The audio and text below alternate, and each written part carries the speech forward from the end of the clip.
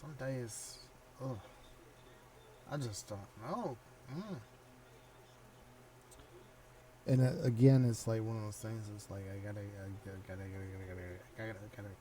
dang well start the dang, because otherwise I'm gonna be up in here for God knows how long, and then never even start it. So I start it, and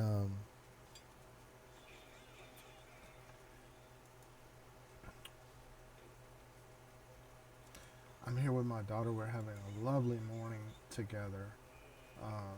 It's just having her fried eggs and her oatmeal and stuff, and watching. Let's shout out to that channel. It's funny. FUNNEH, which is a group of, it sounds like they're adults, and they just they just all four of them get on Roblox and ham it up and run around, and it's kind of, yeah, it's kind of funny and entertaining. It's funny. So she's very absorbed in that, and I'm very proud that she's building her, her own. She's learning how to be a cut up and put on a show too. So I didn't. I got up at my regular time at 3 a.m. and I was just even though I managed to get to sleep reasonably early, I just didn't have it in me to start, and I should be full of energy. I don't know if I got some kind of, I don't know what it is, but I've just been a little bit run down for some time. And one thing is I have not been eating normally. I really eat a lot of very spicy food.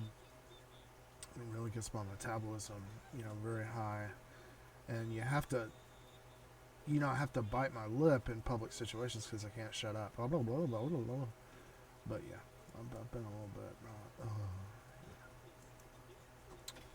I don't know what it is. What is the cause of it?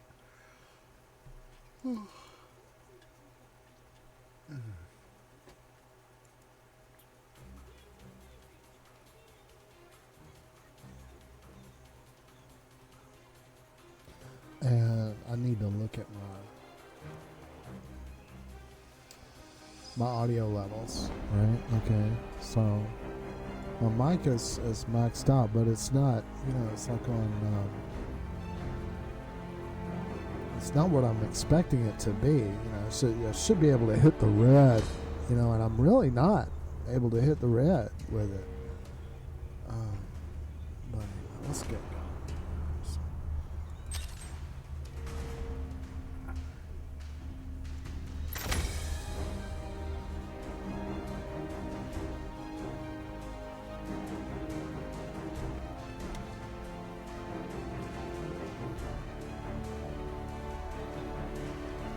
Get the lead out. Got skills. Rope.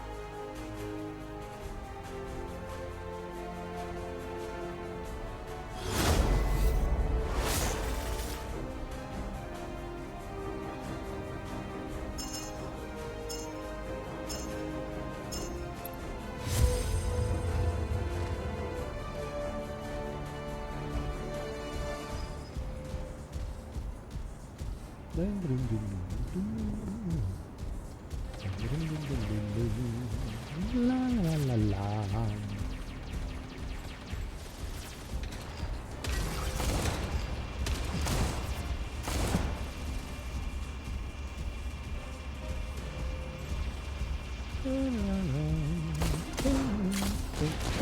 Ow! Ow!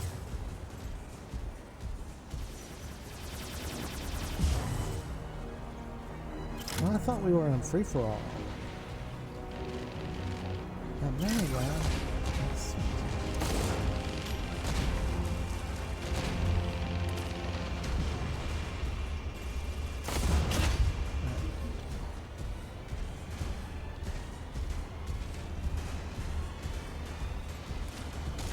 I'm out here trying. Oh.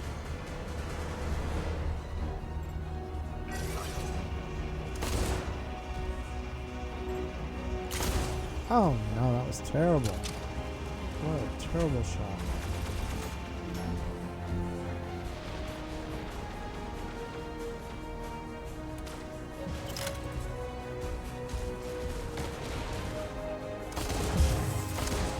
Oh, one thing that happened is I actually watched somebody that I follow on Twitch, you know, and I really, you know, I haven't got into that like as a real sort of thing.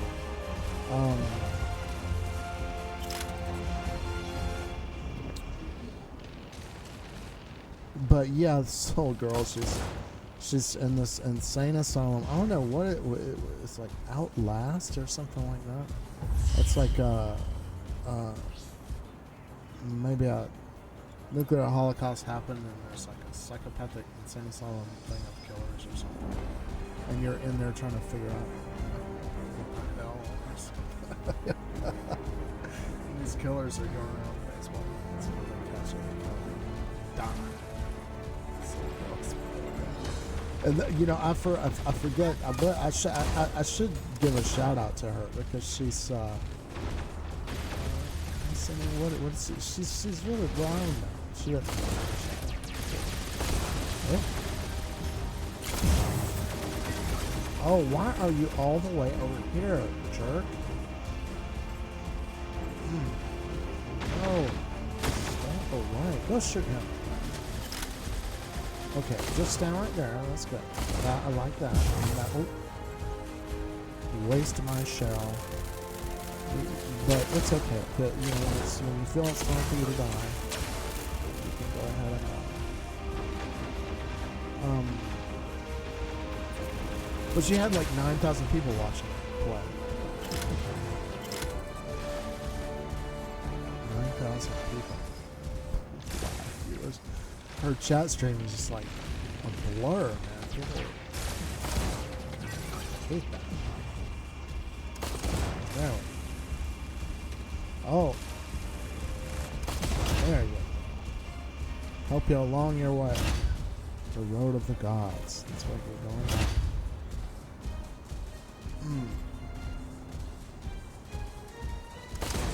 But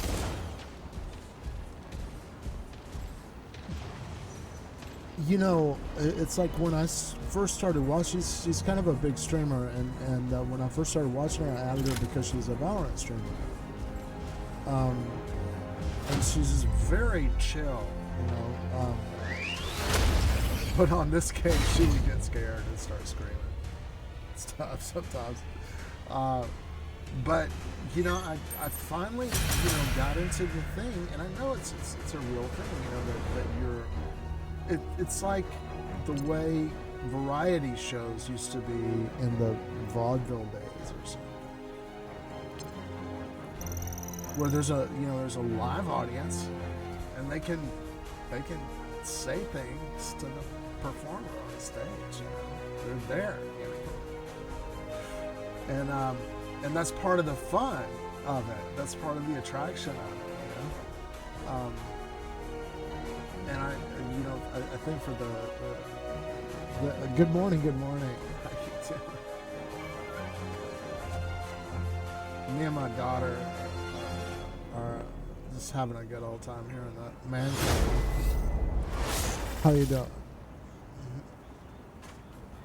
I was supposed to start. You know, my schedule is 4:30 a.m. You know, I'd really. Like to completely have all the gaming. Okay. Well, I'll see you next time. Thanks for stopping in, Dr. Pepper. I remember you.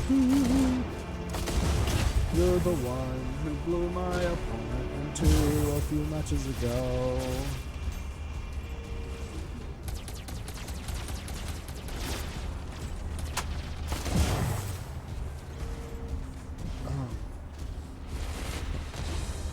Thanks.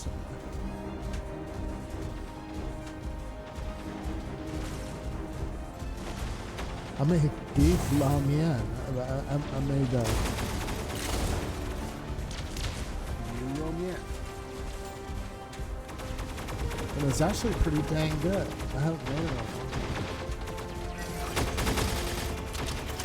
I'm really glad to see it right there. Just, you know, man, can you believe that? How many long-range shells can this guy take? And overcharge it, too. My goodness.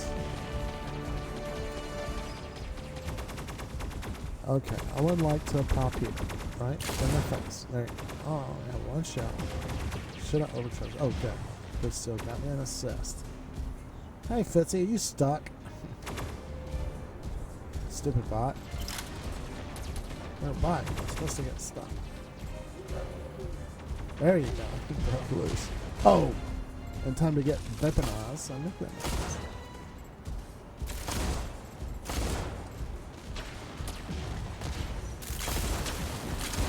Oh! I'm backing up. This taser is awful. Somebody kill him before he gets too close to me. Please. Oh no. 6 to 12. You really are, shoot.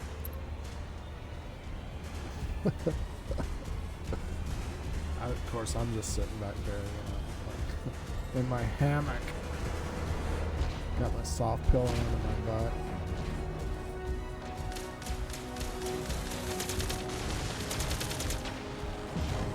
Oh. Oh. Hey, buddy. Oh, no. Stupid thumper guy. You ruined my whole robot.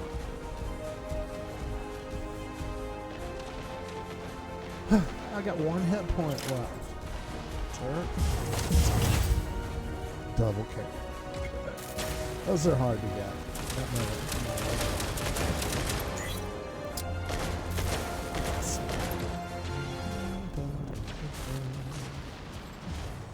God dang, Helix right, moron. No.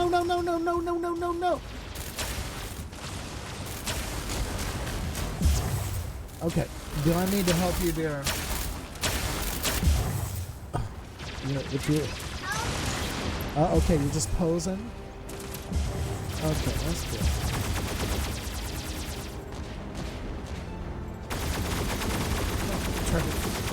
I'm sick and tired of being back there. Just bullying me all the time. Oh. Jerk, 4 to 15, man. What are we stinking? How come I get on a bot squad of loser bots, right? I mean, that's a factor.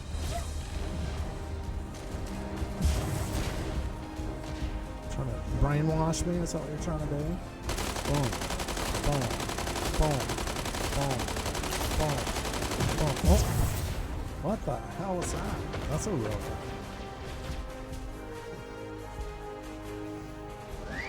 Okay, so it must have been this guy. Back up there. What? Yeah. I love you too. I still got on the board.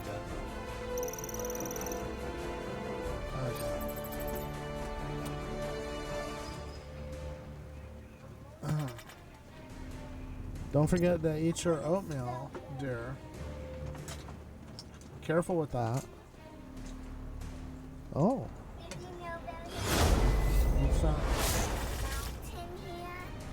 Oh, wow, it's a little moon mountain. Did you find this?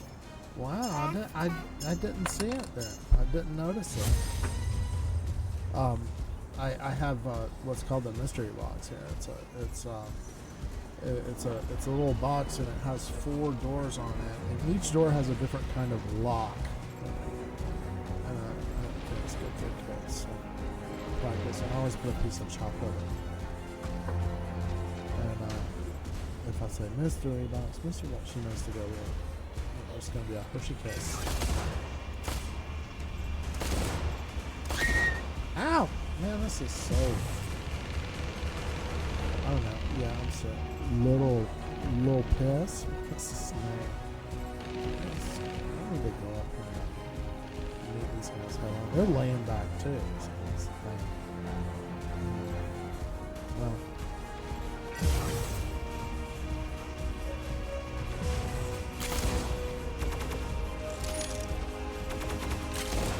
How'd you get over there? Oh, mid piss. Not the same person.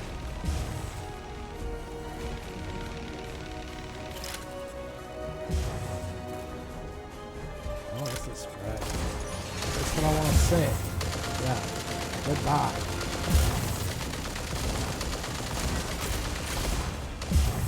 Good job. Thank you. That's nice to have a surge jump into my overcharge field. Yeah. That's what I need on my team. A surge in my overcharge field.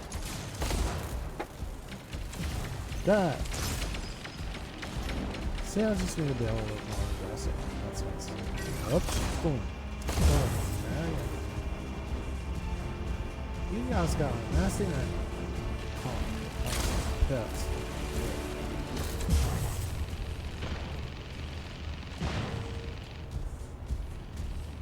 Oh, one thing I watched too is on Twitch. It was like a jail security cam. How does a jail security cam stream on Twitch? It's crazy. I'm serious. And it was co-ed jail too. Man, it's genuine jail, and there's a little girl and a woman and a bunch of guys. Oh, let's make this stupid blah blah blah blah. Oh, stupid thing. It's so invincibility.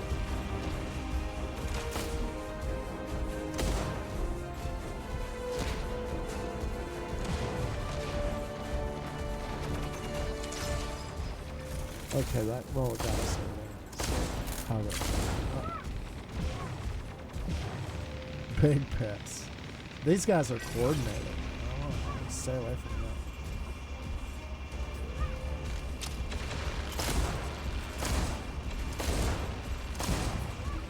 There you go.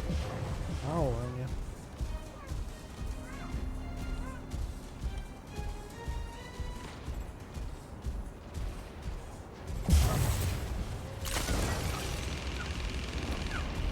Very bad move. Should have been overcharging.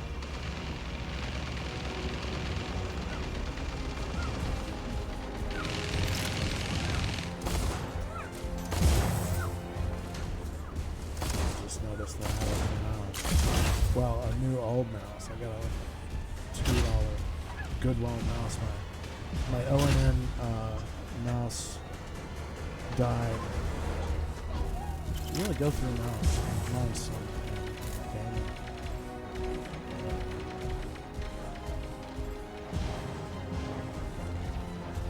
Yeah, I think we're doing better.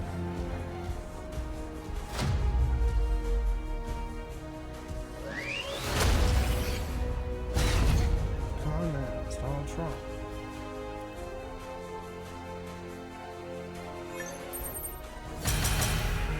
Nice orange juice. I'm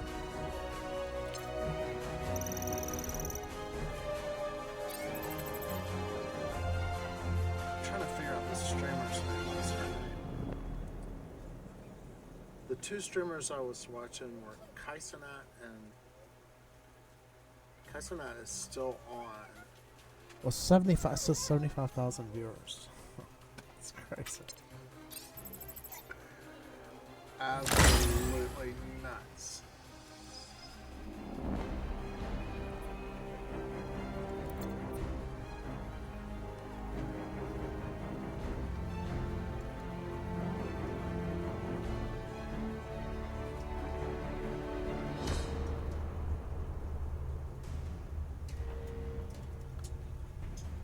I'm trying to see what this lady's name is.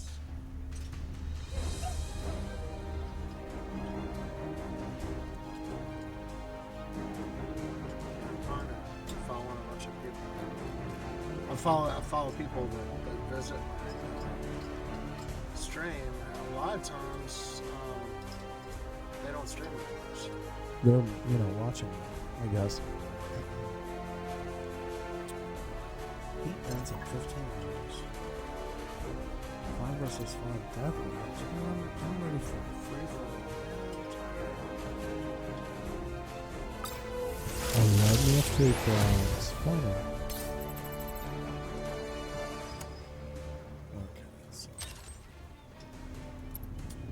see if anybody's out here that I know.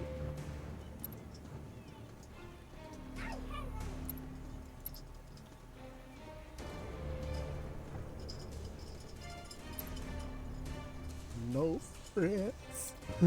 No friends. See, my friends are on the 4 a.m. thing. They're all asleep right now.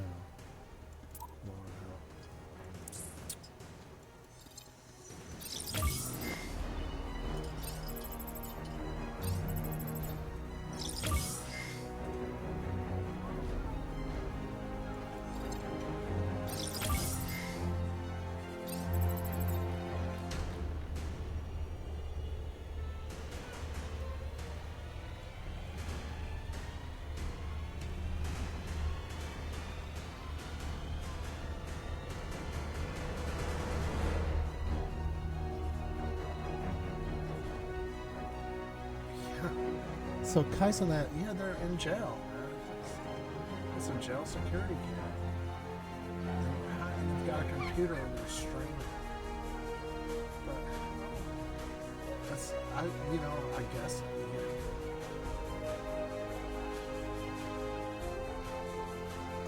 I don't believe it.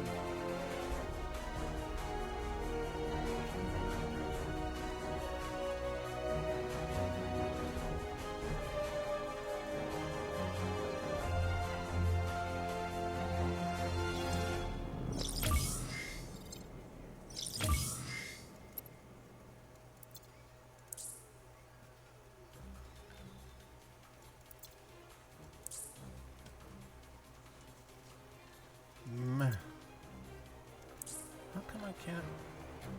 Okay, there's the problem.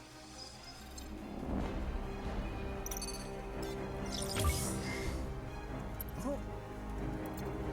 16. I gotta go spend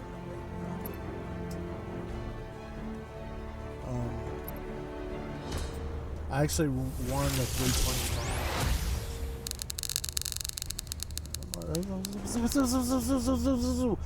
Yeah, buddy. Yeah. Sure. So yeah, that's a change for me. To I usually never spend the higher ones because the probability that you're gonna get something is really much lower. But you got to play to win. So there you go. No more tournament tickets. What a relief.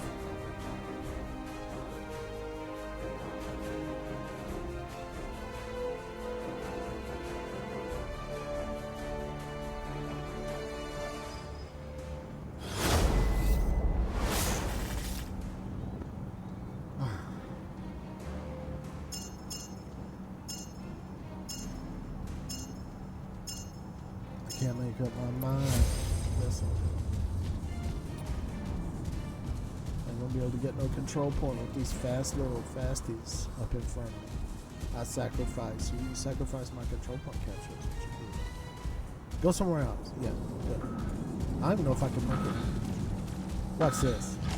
See, I can't, how does it go so fast for him, man?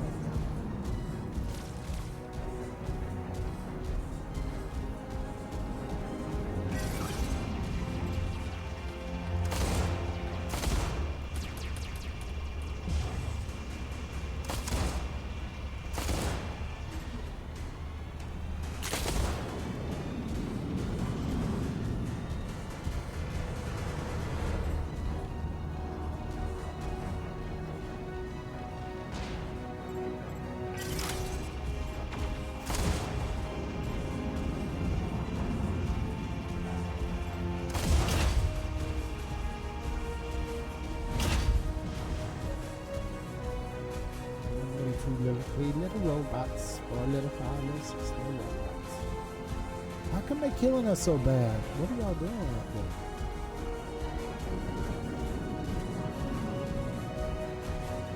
there? Ooh, kill somebody else.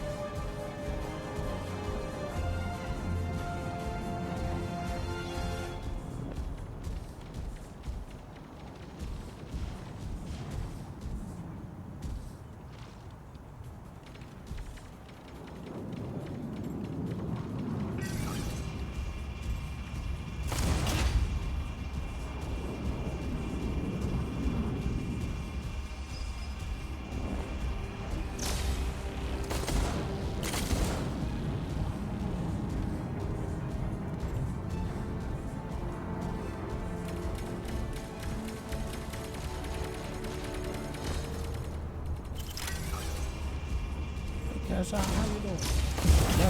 Buddy, pal, don't you hit me with that freeze ray. You gonna try to pop up in here again. Oh, he got good. Good. Oh, no.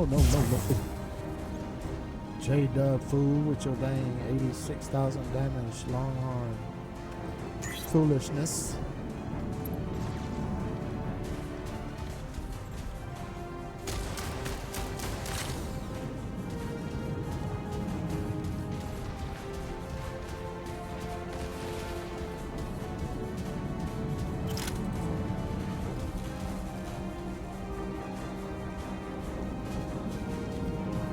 I'll get my control.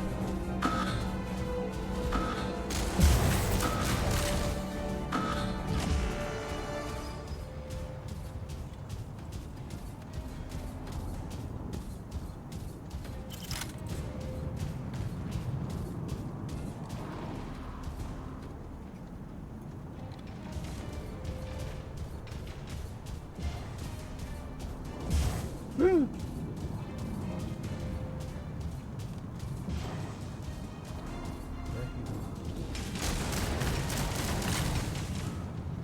Turkey. Slow me down. Slowing me down.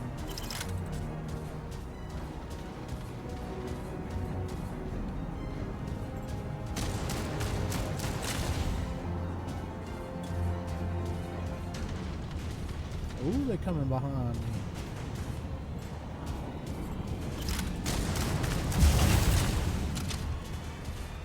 Cash out too. Lord help.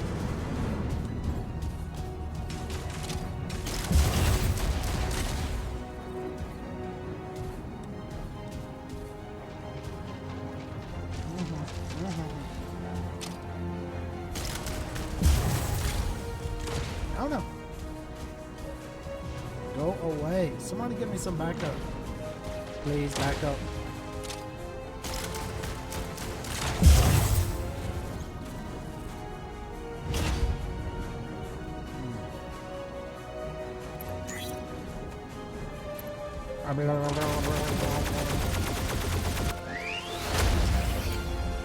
J-Dub. Oh man, on so many levels.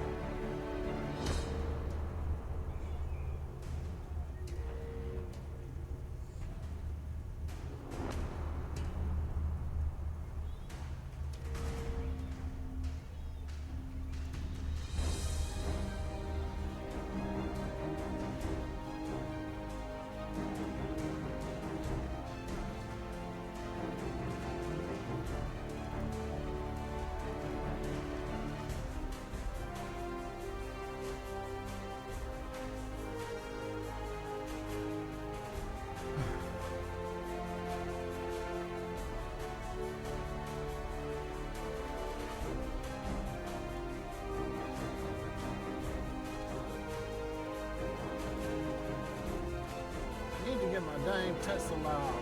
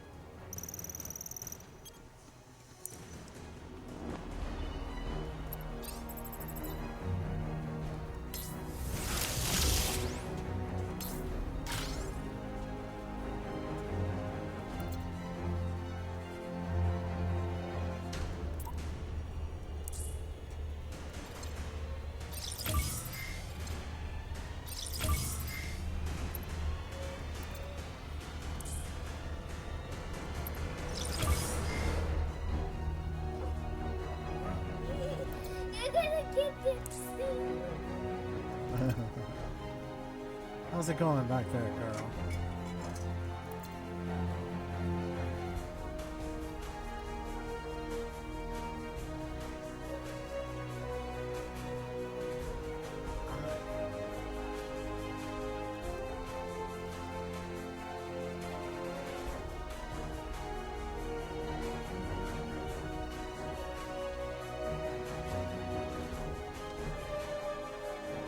Help. Okay, no tournament tickets. I gotta get into. No, it was total Brainiac. I was thinking about playing some other games.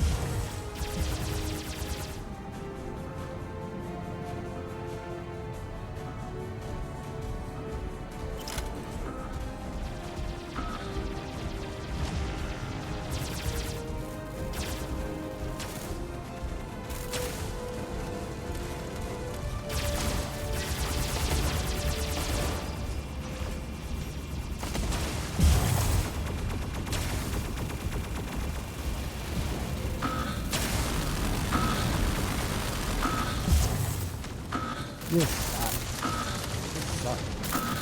This sucks, Doc. Got the central control. I hate you. Walk right up to me and take over. And a bomb.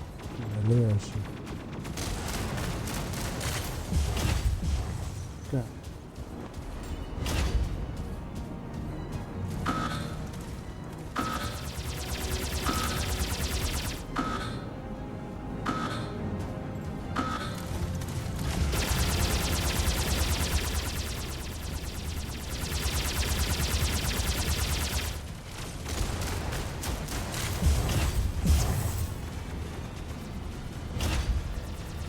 Double kill.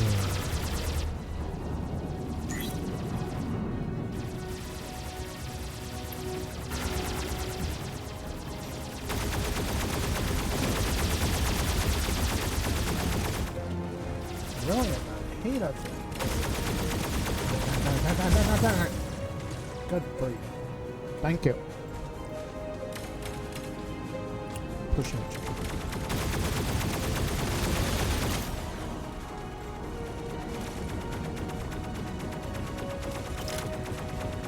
Oh no. Kill me! No. Please don't kill me. I'll do anything you say.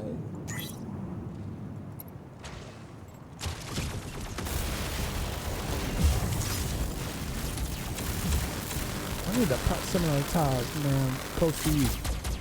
Come on.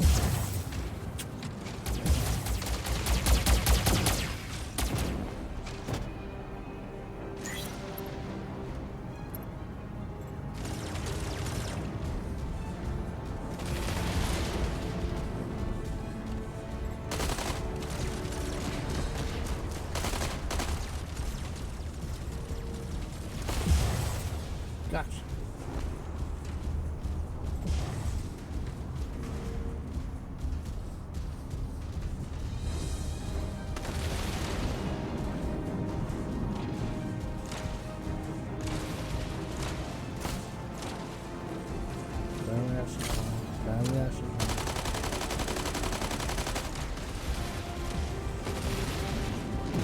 Ouch.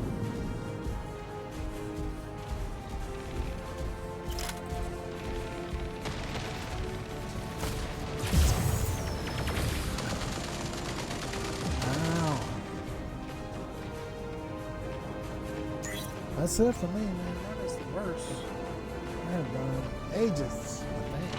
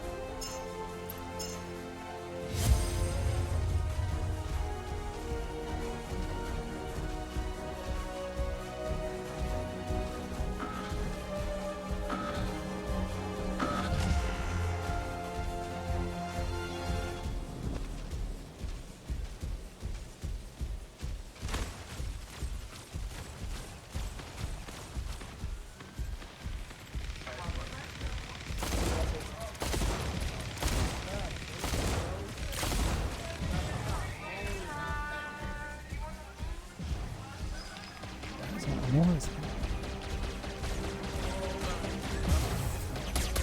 Ouch.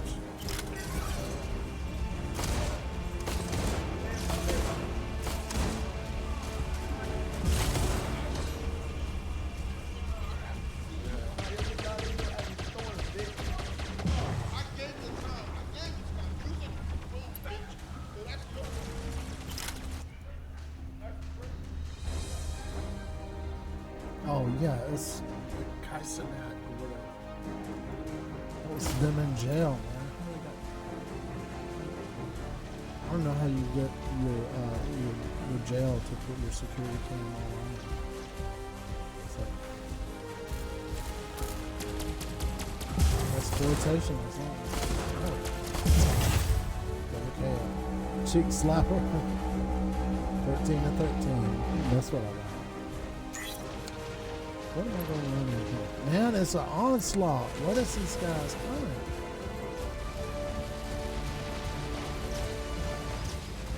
Destroy.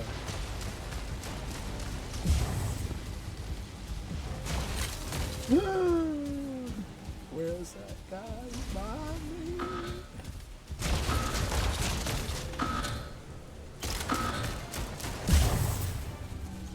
Turkey. Oh, I guess you just about got the dang control panel. Food.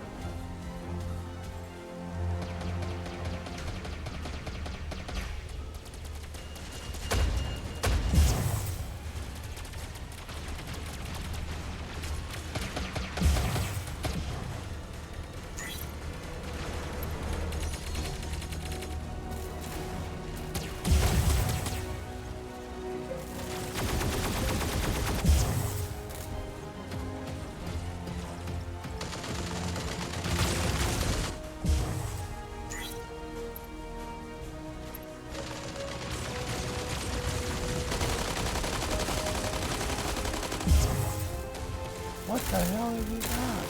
108,000 damage.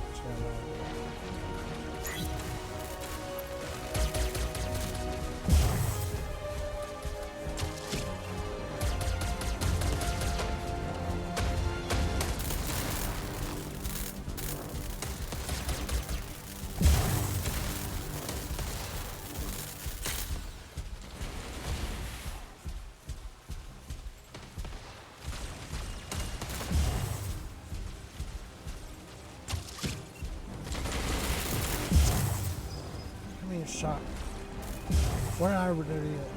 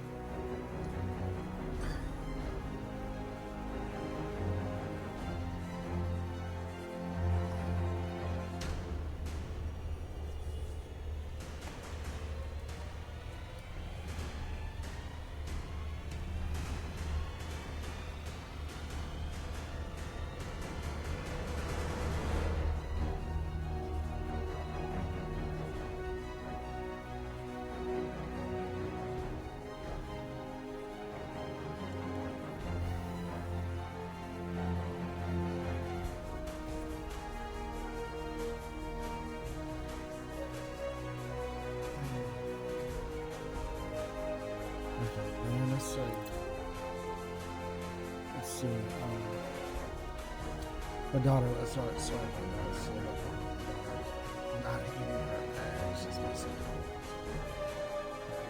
Shovel them down. Yeah.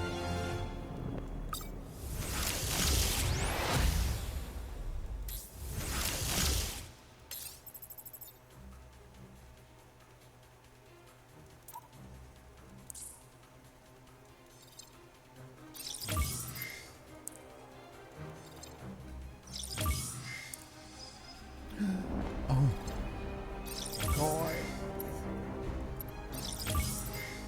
You got some coins. 375. When can I get something like that? Upgrade my machine gun. Oh, what the hey is this?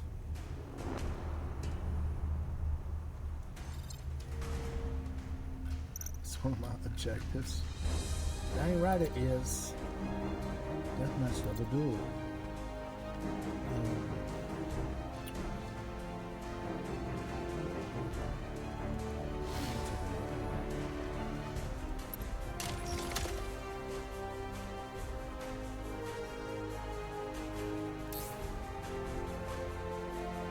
$1,032 to get the weapons.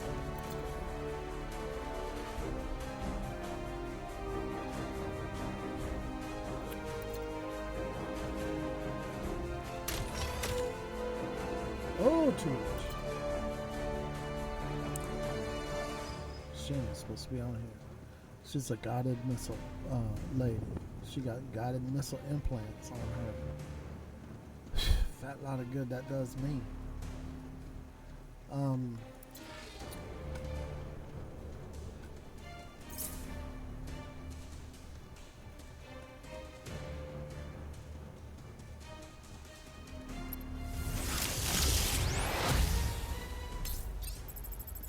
Okay, so there's some 30 blueprints. Oh, that's for can't 2. I'm gonna get 4.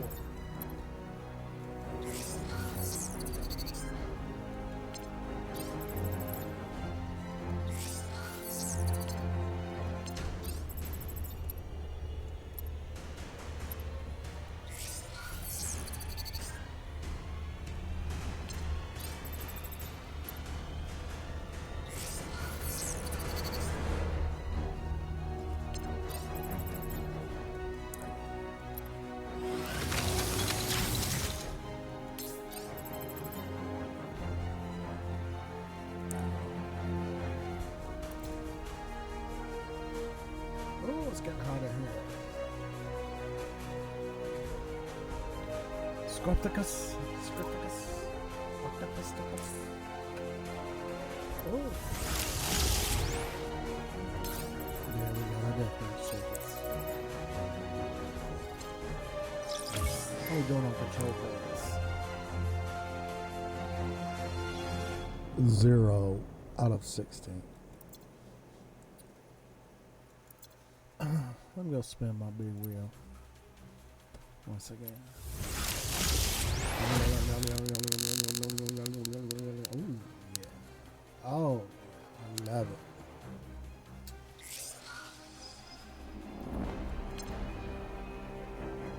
Oh, I will join you and enjoy. So honored.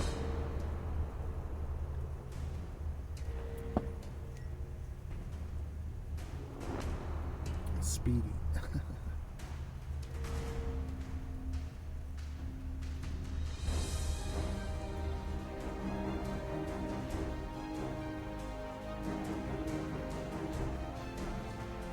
Ready for you, darling.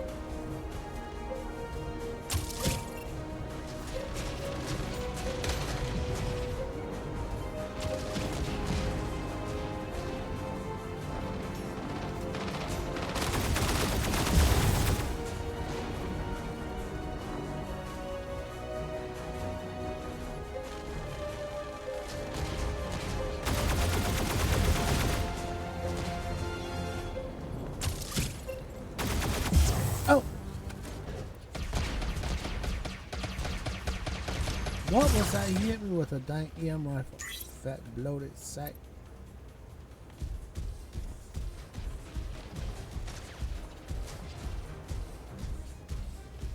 Oh, I'm going the wrong way. What the hell?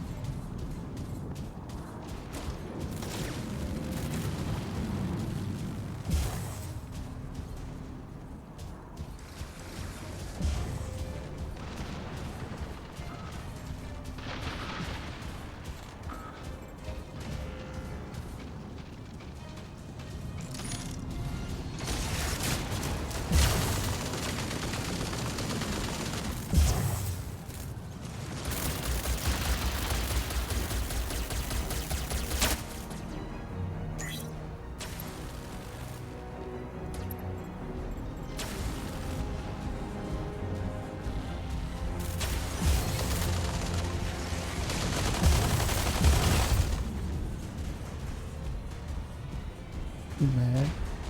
Sorry. I'm sorry.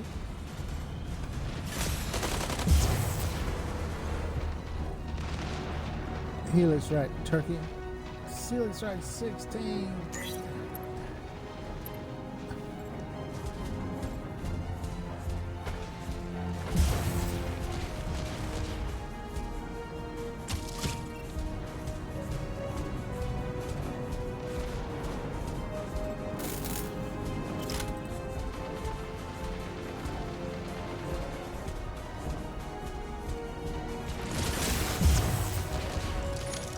Can't withstand.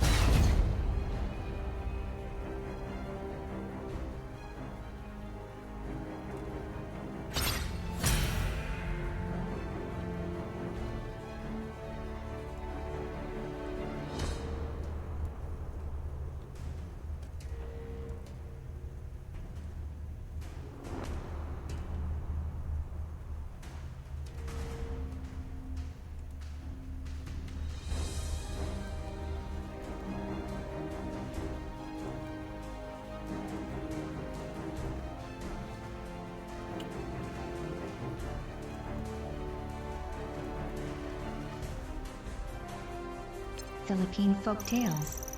Compiled and annotated by Mabel Cook Cole. 1916. Preface. From time to time since the American occupation of the islands, Philippine folk tales have appeared in scientific publications, but never, so far as the writer is aware, has there been an attempt to offer to the general public a comprehensive popular collection of this material. It is my earnest hope that this collection of tales will give those who are interested opportunity to learn something of the magic, superstitions, and weird customs of the Filipinos, and to feel the charm of their wonder world as it is pictured by these dark-skinned inhabitants of our island possessions. In company with Of my our husband, islands, who was these engaged in ethnological work dark-skinned for inhabitants the of Field our Museum of islands' Natural History, possessions. it was my good fortune to spend 4 years among the wild tribes of the Philippines. During this time we frequently heard these stories either related by the people in their homes and around the campfires or chanted by the pagan priests in communion with the spirits. The tales are now published in this little volume, with the addition of a few folk legends that have appeared in the Journal of American Folklore and in scientific publications, here retold with some additions made by native storytellers. I have endeavored to select typical tales from tribes widely separated and varying in culture from savagery to a rather high degree of development. The stories are therefore divided into 5 groups, as follows: Tinggian, Igorot, the wild tribes of Mindanao, Moro, and Christian. The first 2 groups, Tinggian and Igorot, are from natives who inhabit the rugged mountain region of northwestern Luzon. From time immemorial they have been zealous headhunters, and the stories teem with references to customs and superstitions connected with their savage practices. By far the largest number belong to the Tinggian group. In order to appreciate these tales to the fullest extent, we must understand the point of view of the Tinggian. To and they embody all the known traditions of the first times of the people who inhabited the earth before the present race appeared, of the ancient heroes and their powers and achievements. In them he finds an explanation of and reason for many of his present laws and customs. A careful study of the whole body of Tinggian mythology points to the conclusion that the chief characters of these tales are not celestial beings but typical, generalized heroes of former ages, whose deeds have been magnified in the telling by many generations of their descendants. These people of the first times practiced magic. They talk with jars, created human beings out of betel nuts, raised the dead, and had the power of changing themselves into other forms. This, however, does not seem strange or impossible to the Tinggian of today, for even now they talk with jars, perform certain rites to bring sickness and death to their foes, and are warned by omens received through the medium of birds, thunder and lightning, or the condition of the liver of a slaughtered animal. They still converse freely with certain spirits who during religious ceremonies are believed to use the bodies of men or women as mediums for the purpose of advising and instructing the people. Several of the characters appear in story after story. Sometimes they go under different names, but in the minds of the storytellers their personality and relationships are definitely established. Thus Ini of the first tale becomes Kadayatawan in the second, Apanidaluan the third, fourth, fifth, and sixth, and Legion in the seventh. Kanuk, the son of Apanidalau and Apanabilinan, in the fifth tale is called Dumalawi. These heroes have most unusual relations with the heavenly bodies, all of which seem to have been regarded as animate beings. In the fourth tale, Apanidala marries Gagayoma, the star maiden who is the daughter of the big star in the moon. In the first story, the same character under the name of Ini seems to be a sun god. We are told that he is the sun, and again a round stone which rolls. Thereupon we might conclude that he is a true solar being. Yet in the other tales of this collection and in many more known to the Tingin, he reveals no celestial qualities. Even in the first story he abandons his place in the sky and goes to live on earth. In the first 8 stories we read of many customs of the first times which differ radically from those of the present. But a careful analysis of all the known lore of this people points to the belief that many of these accounts depict a period when similar customs did exist among the people, or else were practiced by emigrants who generations ago became amalgamated with the Tingin and whose strange customs finally became attributed to the people of the tales. The stories, numbered 9 to 16, are of a somewhat different type, and in them the Tingin finds an explanation of many things, such as how the people learned to plant and to cure diseases, where they secured the valuable jars and beads, and why the moon has spots on its face. All these stories are fully believed. The beads and jars are considered precious, and the places mentioned are definitely known. While the accounts seem to be of fairly recent origin, they conflict neither with the fundamental ideas and traditions of the first times nor with the beliefs of today. Stories 17 to 23 are regarded as fables and are told to amuse the children or to while away the midday hours when the people seek shaded spots to lounge or stop on the trail to rest. Most of them are known to the Christianized tribes throughout the islands and show great similarity to the tales found in the islands to the south, and, in some cases, in Europe. In many of them the chief incidents are identical with those found elsewhere, but the storytellers, by introducing old customs and beliefs, have molded and colored them until they reflect the common ideas of the Tingin. The third group includes stories from several wild tribes who dwell in the large island of Mindanao. Here are people who work in brass and steel, build good dwellings, and wear hemp clothing elaborately decorated with beads, shell discs, and embroidery, but who still practice many savage customs, including slavery and human sacrifice. The fourth division gives 2 tales from the Moro party Malayan warriors whose ancestors early became converts to the faith of Muhammad. Their teachers were the Arabian traders who, about 1400, succeeded in converting many of the Malay islanders to the faith of the Prophet. The last group contains the stories of the Christianized natives, those who accepted the rule of Spain and with it the Catholic religion. Their tales, while full of local color, nevertheless show the influence of the European Tudors. They furnish an excellent opportunity to contrast the literature of the savage headhunters with that of the Moro and Christian tribes and to observe how various recent influences have modified the beliefs of people who not many centuries ago were doubtless of a uniform grade of culture. It is interesting too, to note that European tales brought into the islands by Mohammedan and Christian rulers and traders have been worked over until, at first glance, they now appear indigenous.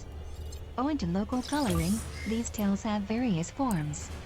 Still we find many incidents which are held in common by all the tribes of the archipelago and even by the people of Borneo, Java, Sumatra, and India.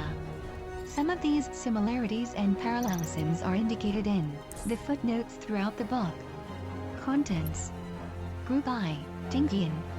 Aponapolinayan and the Sun, Aponapolinayan, Goigon of Addison, the story of Gagayoma who lives up above, the story of Dumalawi, the story of Kanak, the story of Tikji, the story of Sayan, the Sun and the Moon, how the Tingian learned to plant, Makzawi, the tree with the agate beans, the striped blanket, the Allen and the hunters, the man and the Allen, Sogsagat, the mistaken gifts, the boy who became a stone, the turtle and the lizard, the man with the coconuts, the carbao and the shell, the alligator's fruit, Doge dog. Group 2, Igorot. The creation, the flood story, Lamaic on earth, how the first head was taken, the serpent eagle, the tattooed men, Tilin, the rice bird. Group 3, the wild tribes of Mindanao. Bukidnon. How the moon and stars came to be, the flood story, Magbangal, how children became monkeys, Balanawan and Agio. Bagobo. Origin, Lamabit. Belong. The story of the creation, in the beginning. Mandaya. The children of the Limukan, the sun and the moon. Sabanan. The widow's son. Group 4, Moro. Mythology of Mindanao, the story of Banchagan. Group V, the Christianized tribes. Ilocano. The monkey and the turtle, the poor fisherman and his wife, the president who had horns, the story of a monkey, the white squash. Tagalog. The creation story, the story of Benito, the adventures of Juan, Juan gathers guavas.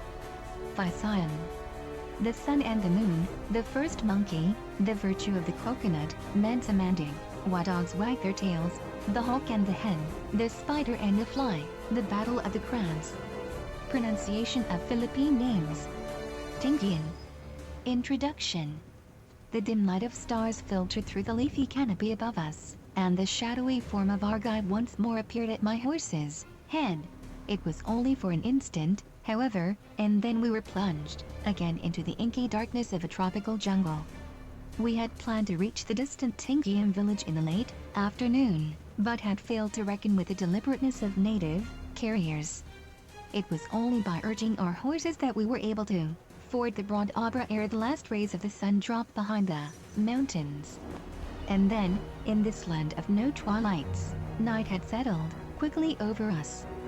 We had made our way up the mountainside, through the thick jungle, only to find that the trail, long imperceptible to us, had escaped even the keen eyes of our guide. For several hours we wandered about, lost in the darkness.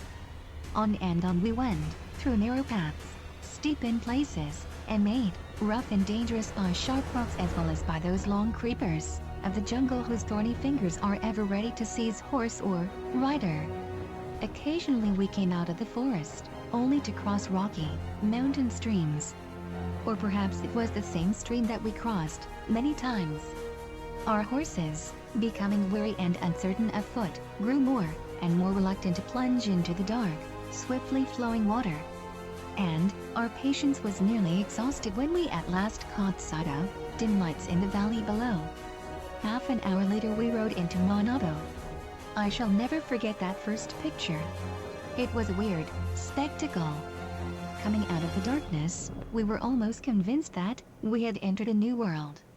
Against the blackness of the night, grass-roofed houses stood outlined in the dim light of a bonfire. And squatting around that fire, unclad save for gay blankets wrapped about their shoulders, were brown-skinned men smoking long pipes, while women bedecked with bright beads were spinning cotton. As they worked in the flickering light, they stretched their distaffs at arm's length into the air like witches waving their wands. And with that the outline picture was complete. In the stillness of the night a single voice could be heard reciting some tale in a sing-song tone, which was interrupted only when peals of laughter burst forth from the listeners, or when a scrawny dog rose to bark at an imaginary noise until the shouts of the men quieted him, and he returned to his bed in the warm ashes. Later we learned that these were the regular social gatherings of the Tingian, and every night during the dry season one or more of these bonfires were to be seen in the village. After we had attained to the footing of welcome guests in these circles, We found that a good storyteller was always present, and, while the men smoked, the women spun, and the dogs slept, he entertained us with tales of heroes who knew the magic of the betel nut, or with stories of spirits and their power over the lives of men. The following are some of the tales heard first around the campfire of the distant mountain village. Apanabalinayan and the Sun. Tingyan. One day Apanabalinayan and her sister-in-law went out to gather greens. They walked to the woods to the place where the sixaclat grew, for the tender leaves of this vine are very good to eat. Suddenly, while searching about in the underbrush, Apanabalinayan cried out with joy, for she had found the vine, and she started to pick the leaves. Pull as hard as she would, however, the leaves did not come loose, and all at once the vine wound itself around her body and began carrying her upward. 1. Far up through the air she went until she reached the sky, and there, the vine set her down under a tree. Apanabalinayan was so surprised to find herself in the sky that for some time she just sat and looked around, and then, hearing a rooster crow, she rose to see if she could find it. Not far from where she had sat was a beautiful spring, surrounded by tall betel nut trees whose tops were pure gold. Rare beads were the sands of the spring, and the place where the women set their jars when they came to dig water was a large golden plate. As Apanabalinayan stood admiring the beauties of this spring, she beheld a small house nearby, and she was filled with fear lest the owner should find her there. She looked about for some means of escape and finally climbed to the top of a betel nut tree and hid. Now the owner of this house was in it, too, the sun, but he was never at home in the daylight, for it was his duty to shine in the sky and give light to all the world. At the close of the day when the big star took his place in the sky to shine through the night, it returned to his house, but early the next morning he was always off again. From her place in the top of the betel nut tree, Apanabalinayan saw the sun when he came home at evening time, and again the next morning, she saw him leave. When she was sure that he was out of sight, she climbed down and entered his dwelling, for she was very hungry. She cooked rice, and into a pot of boiling water she dropped a stick, which immediately became fish. 3. So that she had all she wished to eat. When she was no longer hungry, she lay down on the bed to sleep. Now late in the afternoon, Init returned from his work and went to fish in the river near his house, and he caught a big fish. While he sat on the bank cleaning his catch, he happened to look up toward his house and was startled to see that it appeared to be on fire.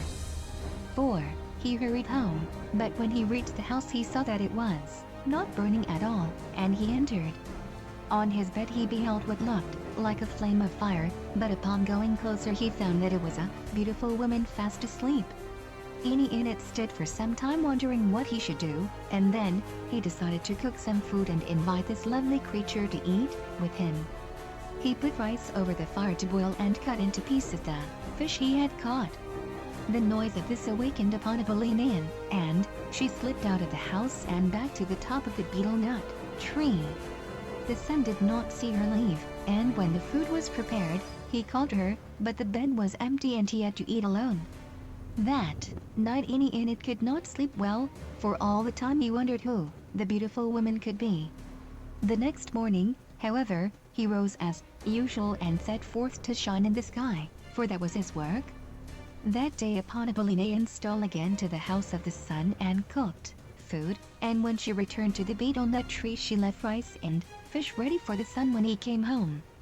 Late in the afternoon, Init went into his home, and when he found pots of hot rice and fish over the fire he was greatly troubled.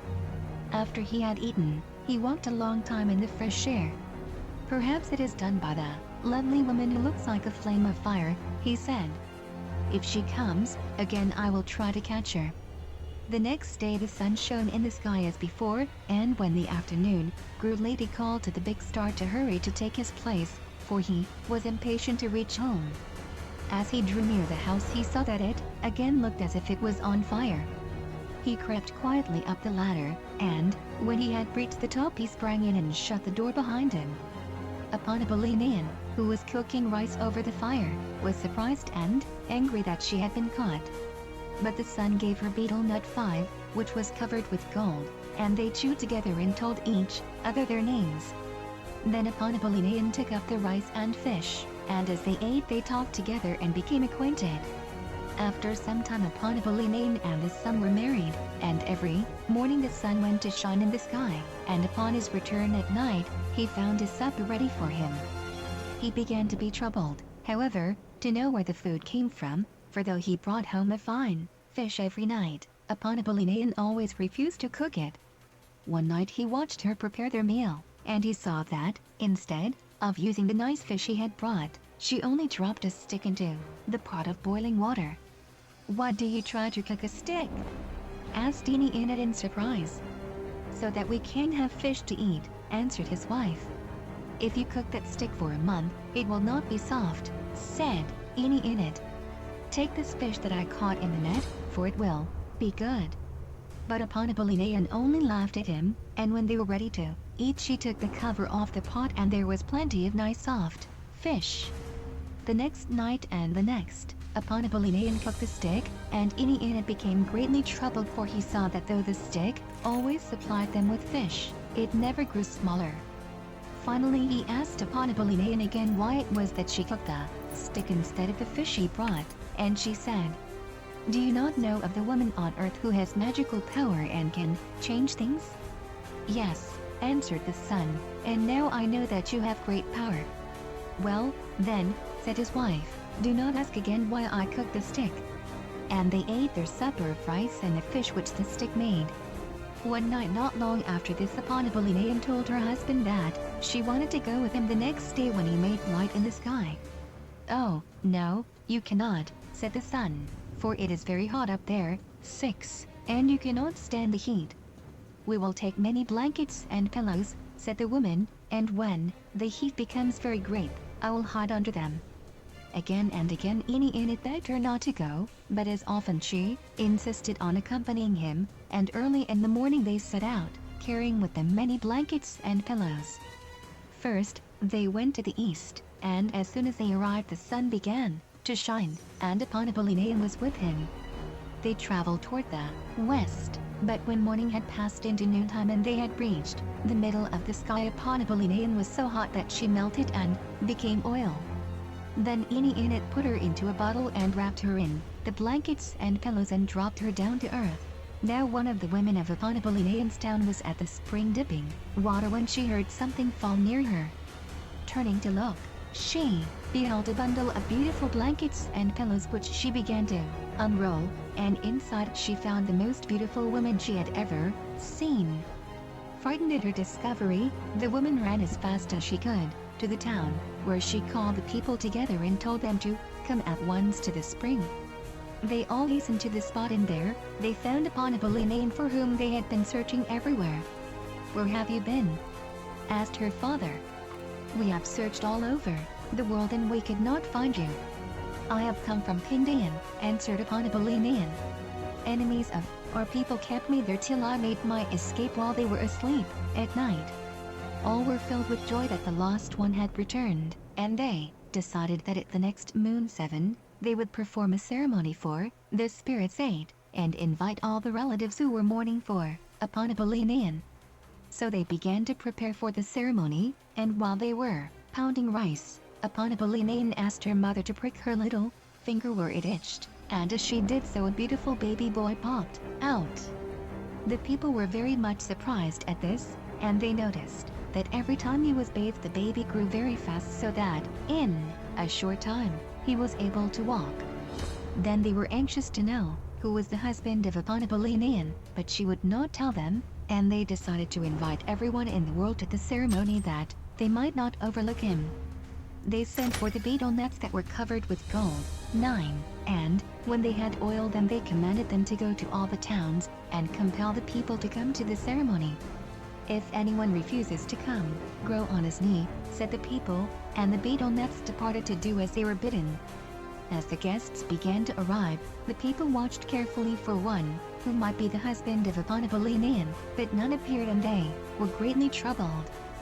Finally they went to the old woman, Alakotan, who was able to talk with the spirits, and begged her to find what town that had been visited by the betel nets which had been sent to invite the people. After she had consulted the spirits, the old woman said, "You have invited all the people except any in it who lives up above. Now you must send a beetle nut to summon him. It may be that he is the husband of Eponibulinian, for the 6 o'clock vine carried her up when she went to gather greens."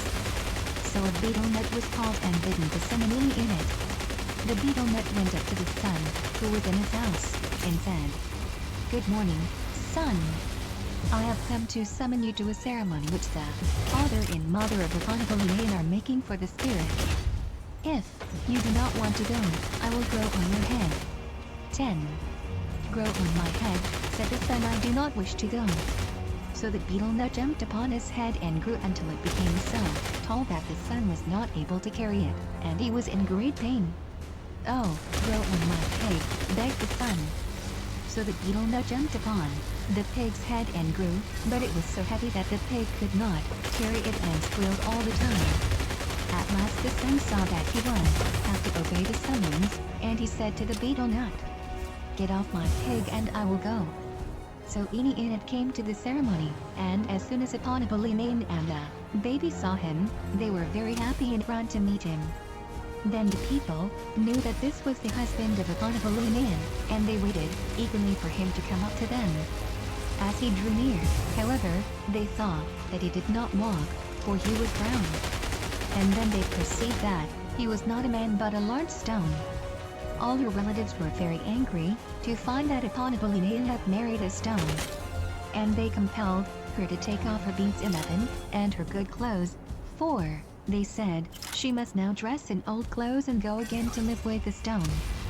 So Eponibulinian put on a wreath that they brought her and at once set out with the stone for his home. No sooner had they arrived there, however, than he became a handsome man, and they were very happy. "In one moon," said the son, "we will make a ceremony for the spirits, and I will pay your father and mother the marriage price 12 for you." This pleased Eponibulinian very much, and they used magic so that they had many neighbors who came to town rice 13 for them and to build a large spirit house. 14. Then they sent for beetle nuts to summon their relatives to the ceremony. The father of Eponibulinian did not want to go, but the beetle nut threatened to go on his leave if he did not. So he commanded all the people in the town to wash their hair in their clothes, and when all was ready they set out. When they reached the town they were greatly surprised to find that the stone had become a man, and they chewed the magic beetle nuts to see who he might be. It was discovered that he was the son of a couple in Eponibulinian's own town, and the people all rejoiced that this couple had found the son whom they had thought lost. They named him Afanidalo, and his parents paid the marriage price for his wife, the spirit house 9 times full of valuable jars. 15. After that all danced and made merry for 1 moon, and when the people departed for their homes, Eenie Init and his wife went with them to live on the earth. Eponibulinian. Tingian. The most beautiful girl in all the world was Eponibulinian of Nelpangan. Many young men had come to her brother, Eponibulajan, to ask for her hand in marriage, but he had refused them all, for he awaited one who possessed great power. Then it happened that the fame of her beauty spread over all the world till it reached even to Addison. And in that place there lived a man of great power named Goigoan. Now Goigoan, who was a handsome man, had sought among all the pretty girls but never, until he heard of the great beauty of Eponibulinian, had he found one whom he wished to wed. Then he determined that she should be his wife. And he begged his mother to help him win her.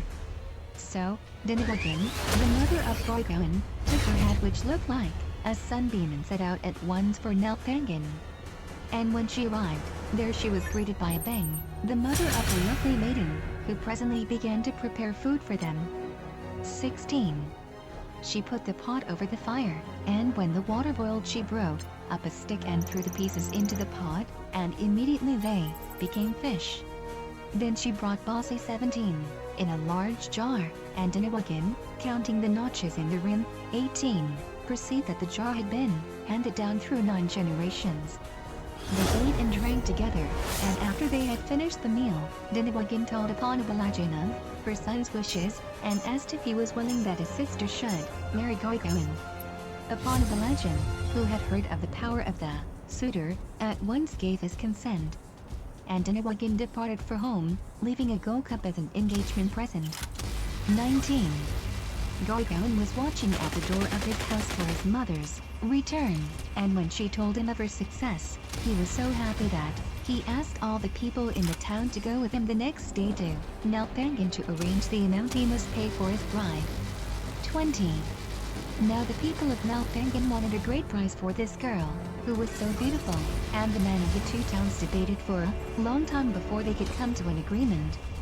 Finally, however, it was decided that Gorgon should fill the spirit house 18 times with valuable things.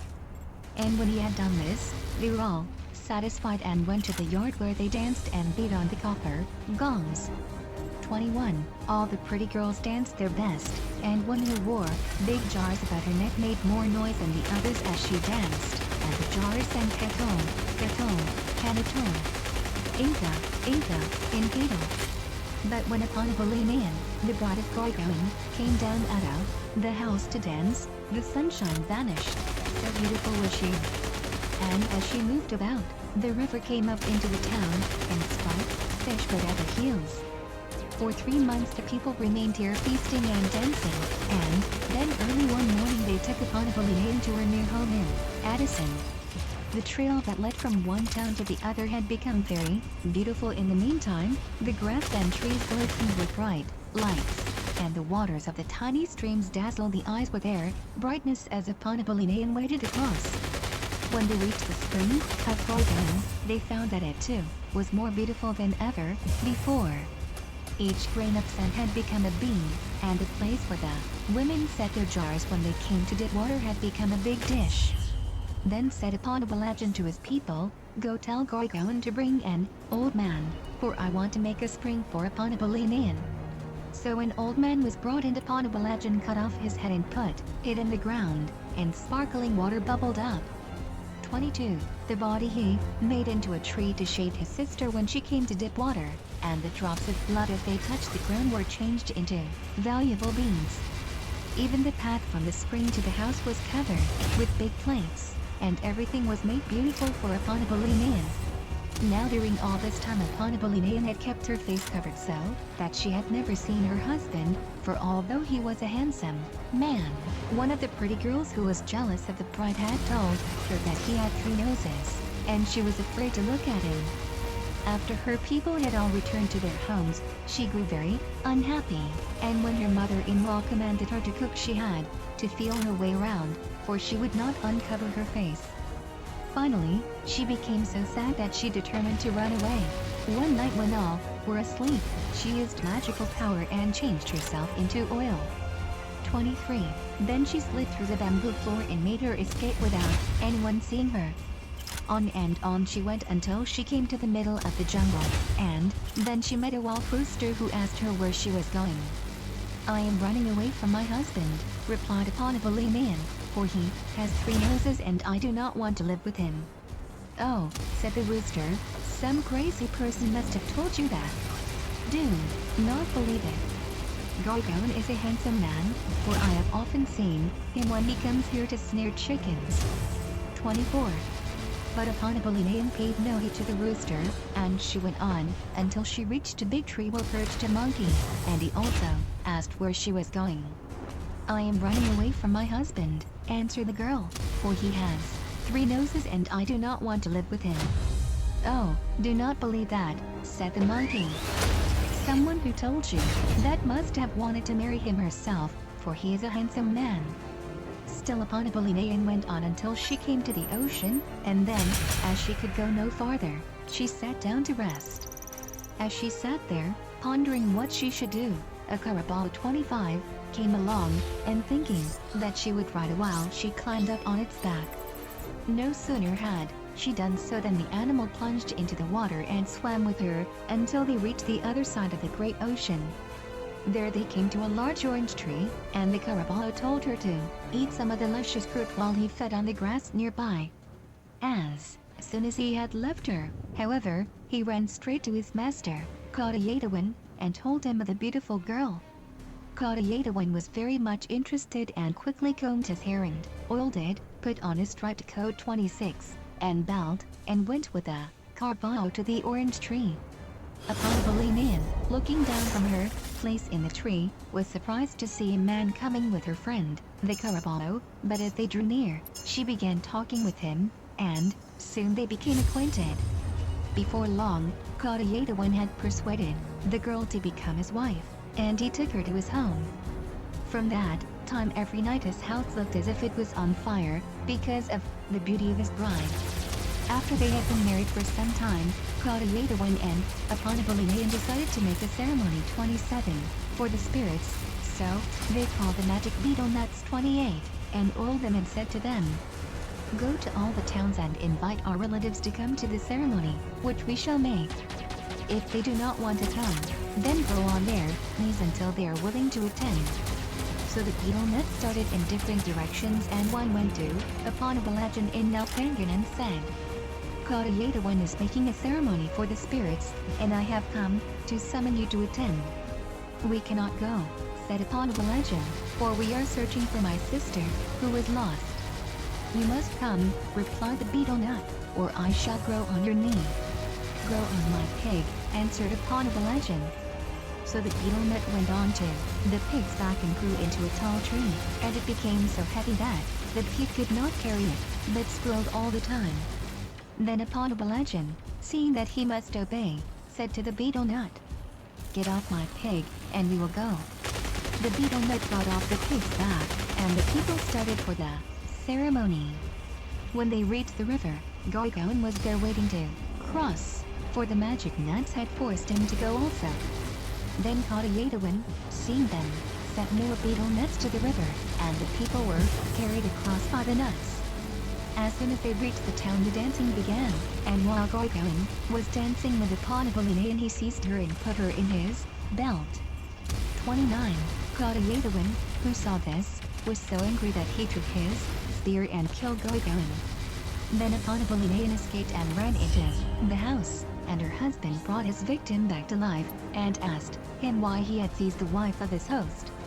Goigoan explained that she was his wife who had been lost, and the people were very much surprised, for they had not recognized her at first.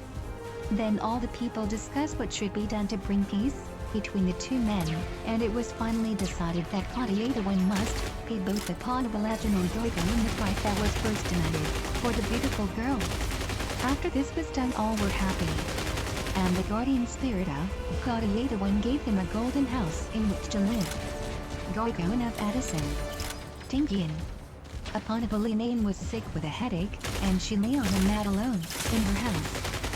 Suddenly she remembered some fruit that she had heard of but had never seen, and she said to herself, "Oh, I wish I had some of the oranges of Goigoan of Addison." Now Apanabalinan did not realize that she had spoken aloud, but Apanidalo, her husband, lying in the spirit house 30, outside, heard her talking and asked what it was she said. Fearing to tell him the truth lest he should risk his life in trying to get the oranges for her, she said, "I wish I had some of fruit." Apanidalo at once got up, and, taking a sack, went out to find some of the fruit for his wife.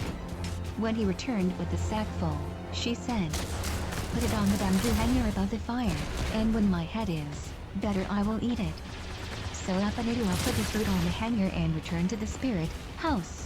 But when Apanabalinan tried to eat, the fruit made her sick, and she threw it away. "What is the matter?" called Apanidalo as he heard her drop the fruit. "I merely dropped one," she replied, and returned to her mat. After a while Apanabalinan again said, "Oh, I wish I had some of the oranges of Goigoan of Addison," and Apanidalo, who heard her from the spirit house, inquired, "What is that you say?" "I wish I had some fish eggs," answered his wife, for she did not want him to know the truth. Then Apanidalo took his net and went to the river, determined to please his wife if possible. When he had caught a nice fish, he opened it with his knife and took out the eggs. Then he spat on the place he had cut, and it was sealed, and the fish swam away. 31. Pleased that he was able to gratify his wife's wishes, he hastened home with the eggs. And while his wife was roasting them over the fire, he returned to the spirit house. She tried to eat, but the eggs did not taste good to her, and she threw them down under the house to the dogs. "What is the matter?" called Abenadalel. "Why are the dogs barking?" "I dropped some of the eggs," replied his wife, and she went back to her mat. By and by she again said, "I wish I had some of the oranges of Gorgon of Addison." But when her husband asked what she wished, she replied, "I want Thea's liver to eat." So Abenadalel took his dogs to the mountain, where they hunted until they caught a deer, and when he had cut out its liver he spat on the wound, and it was healed so that the deer ran away. But Abenadalel could not eat the liver any more than she could the fruit or the fish eggs. And when Abenadalel heard the dogs barking, he knew that she had thrown it away. Then he grew suspicious and, changing himself into a centipede, 32, hid in a crack in the floor. And when his wife again wished for some of the oranges, he overheard her. "Why did you not tell me the truth, Abenadalel?" he asked. "Because," she replied, "no one who has gone to Addison has ever come back, and I did not want you to risk your life." Nevertheless, Abenadalel determined to go for the oranges, and he commanded his wife to bring him rice straw. After he had burned it, he put the ashes in the water with which he washed his hair. 33. Then she brought coconut oil and rubbed his hair, and fetched a dark cloud, a fancy belt, and a headband, and she baked cakes for him to take on the journey. Abenadalel cut a vine, 34, which he planted by the stove, 35, and told his wife that if the leaves wilted she would know that he was dead. Then he took his spear and had axe, 36, and started on the long journey. When Abenadalel arrived at the well of a giantess, all the betel nut trees bowed. Then the giantess shouted and all the world trembled. "How strange," thought Abenadalel, "that all the world shakes when that woman shouts." But he continued on his way without stopping. As he passed the place of the old woman, Alicoten, she sent out her little dog and bit his leg. "Do not proceed," said the old woman, "for ill luck awaits you. If you go on, you will never return to your home." But Abenadalel paid no attention to the old woman, and by and by he came to the home of the lightning. "Where are you going?" asked the lightning. "I am going to get some oranges of Gorgon of Addison," replied Abenadalel. "Go stand on that high rock that I can see what your sign is," commanded the lightning. So he stood on the high rock, but when the lightning flashed, Abenadalel dodged. "Do not go," said the lightning, "for you have a bad sign, and you will never come back." Still Abenadalel did not heed. Soon he arrived at the place of silent, loud thunder, 37, who also asked him, "Where are you going, Abenadalel?" "I am going to get oranges of Gorgon of Addison," he replied. Then the thunder commanded, "Stand on that high stone so that I can see if you have a good sign." He stood on the high stone, and when the thunder made a loud noise, he jumped. Whereupon Silent also advised him not to go on. In spite of all the warnings, Abenadalel continued his journey, and upon coming to the ocean he used magical power, so that when he stepped on his head axe it sailed away, carrying him far across the sea to the other side. Then after a short walk he came to a spring, where women were dipping water, and he asked what spring it was. "This is the spring of Gorgon of Addison," replied the women. "And who are you that you dare come here?" Without replying he went on toward the town, but he found that he could not go inside, for it was surrounded by a bank which reached almost to the sky. While he stood with bowed head pondering what he should do, the chief of the spiders came up and asked why he was so sorrowful. "I am sad," answered Abenadalel, "because I cannot climb up this bank." Then the spider went to the top and spun a thread, 38, and upon this, Abenadalel climbed up into town. Now Gorgon was asleep in his spirit house, and when he awoke and saw Abenadalel sitting near, he was surprised and ran toward his house to get a spear and head axe. But Abenadalel called to him, saying, "Good morning, cousin Gorgon. Do not be angry. I only came to buy some of your oranges for my wife." Then Gorgon took him to the house and brought a whole carabao, 39, for him to eat, and he said, "If you cannot eat all the kalapalo, you cannot have the oranges for your wife." Apanidalo grew very sorrowful, for he knew that he could not eat all the meat, but just at that moment the chief of the ants and flies came to him and inquired what was the trouble. As soon as he was told, the chief called all the ants and flies and they ate the whole carbano. Apanidalo, greatly relieved, went then to Goigoan and said, "I have finished eating the food which you gave me." Goigoan was greatly surprised at this, and, leading the way to the place where the oranges grew, he told Apanidalo to climb the tree and get all he wanted. As he was about to ascend the tree, Apanidalo noticed that the branches were sharp knives, so he went as carefully as he could. Nevertheless, when he had secured 2 oranges, he stepped on one of the knives and was cut. He quickly fastened the fruit to a spear, and immediately, it flew away straight to his town and into his house. Apanidalo was just going down the bamboo ladder out of the house, and hearing something drop on the floor, she went back to look and found the oranges from Addison. She eagerly ate the fruit, rejoicing that her husband had been able to reach the place where they grew. Then, she thought to look at the vine, whose leaves were wilted, and she knew that her husband was dead. Soon after this a son was born to Apanidalo, and she called his name Canuck. He grew rapidly, becoming a strong lad, and he was the bravest of all his companions. One day while Canuck was playing out in the yard, he spun his top and it struck the garbage pot of an old woman, who became very angry and cried, "If you were a brave boy, you would get your father whom Goigoan killed." Canuck ran to the house crying, and asked his mother what the old woman meant, for he had never heard the story of his father's death. As soon as he learned what had happened, the boy determined to search for his father, and, try as she would, his mother could not dissuade him. As he was departing through the gate of the town with his spear and had axe, Canuck struck his shield and it sounded like 1,000 warriors. "How brave that boy is," said the surprised people. "He is braver, even than his father." When he reached the spring of the giantess, he again struck his shield, and shouted so that the whole world trembled. Then the giantess said, "I believe that someone is going to fight, and he will have success." As soon as Canuck reached the place where the old woman, Alacoten, lived, she sent her dog after him, but with one blow of his head axe, he cut off the dog's head. Then Alacoten asked where he was going, and when he had told her, she said, "Your father is dead, but I believe that you will find him, for you have a good sign." He hurried on and arrived at the place where lightning was, and it asked, "Where are you going, little boy?" "I am going to Addison to get my father," answered Canuck. "Go stand on that high rock that I may see what your sign is," said the lightning.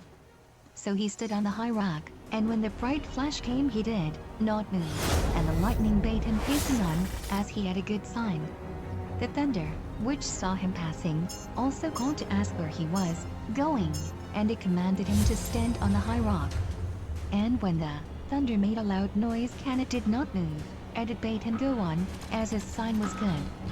The women of Addison were at the spring of Goigoan dipping water, when, suddenly they were startled by a great noise. Brutal. They rose up, expecting to see 1,000 warriors coming near. But though they looked all around, they could see nothing but a young boy striking his shield. Help! "Good morning, women who are dipping Help, water," help, someone. said Canuck.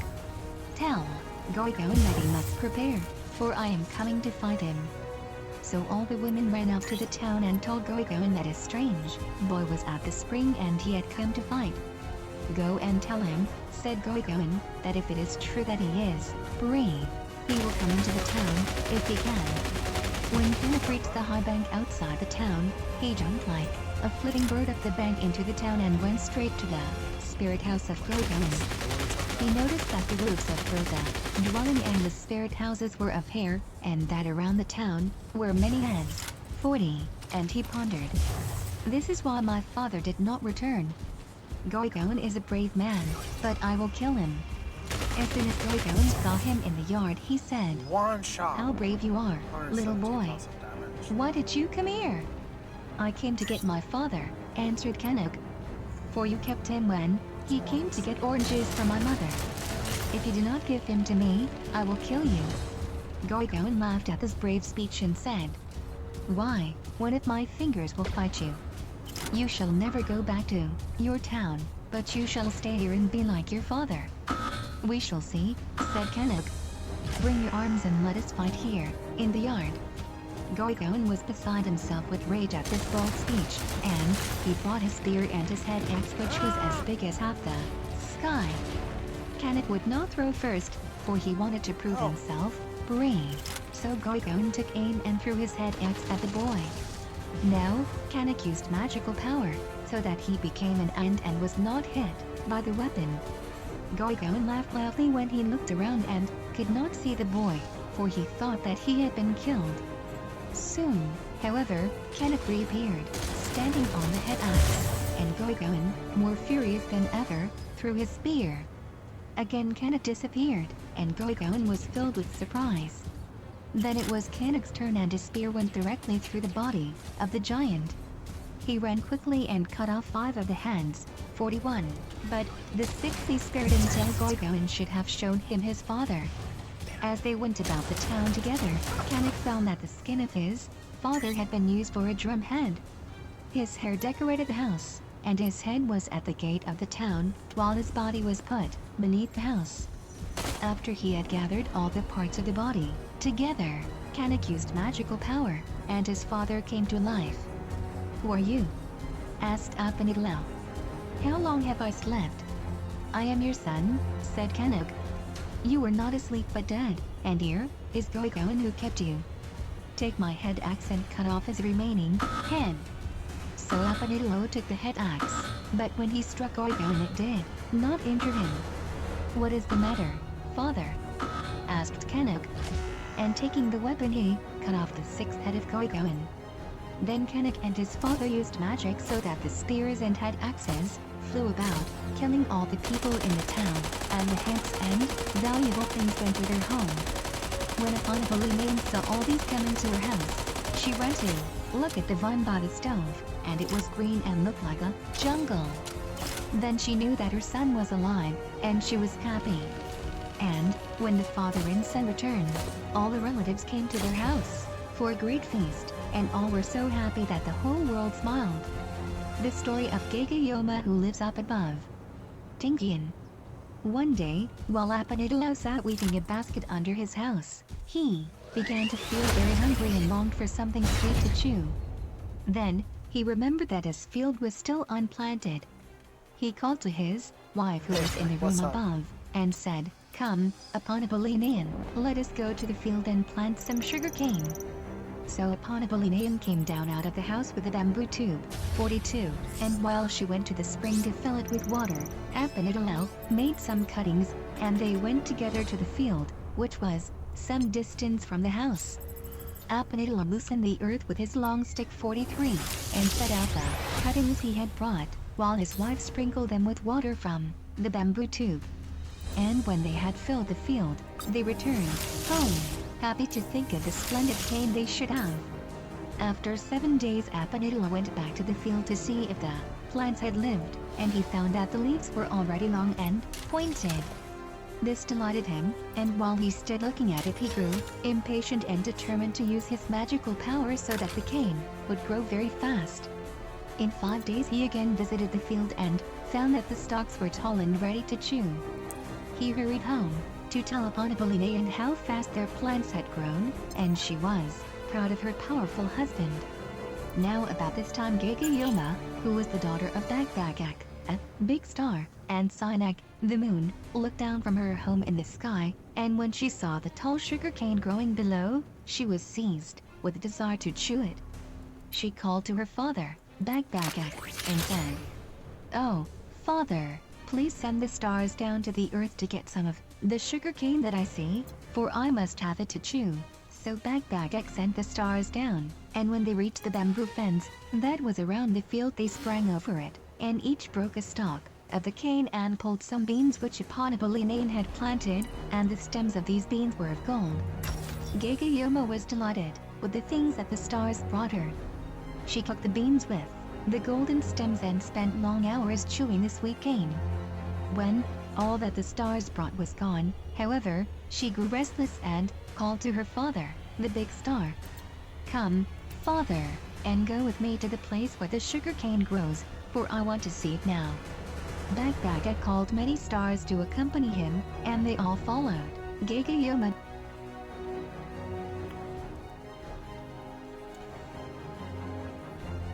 Alright, that's it. I'm going to be signing off. Maybe I'll give up. I'm not sure. But until then, it's not going to be that. But thanks for tuning in. And hopefully I'll get better. That's what I'm getting feeling better. One way or the other.